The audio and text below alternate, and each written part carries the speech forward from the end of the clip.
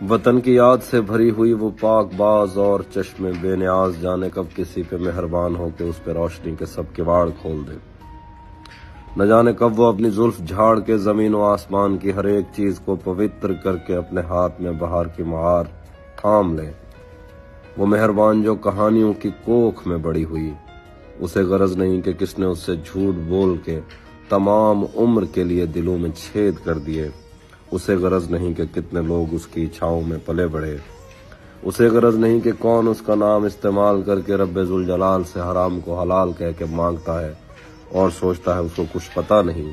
اسے پتا ہے اور اسے بہت پتا ہے، مگر وہ اس زماں مکاں کے دائروں سے دور اپنا ایک ادھورا خواب بن رہی ہے جس کو سن کے کائنات اپنی باقیات پر نظر کرے گی۔ مجھے بھی اس شفیق ہاتھ نے بھنور سے کھینچ کر کنارے پر اتار کے طلب تو کچھ نہیں کیا، مگر میں اس کے دل پہ رنگ پھینک کر بتاؤں گا کہ سچ بہت حسین۔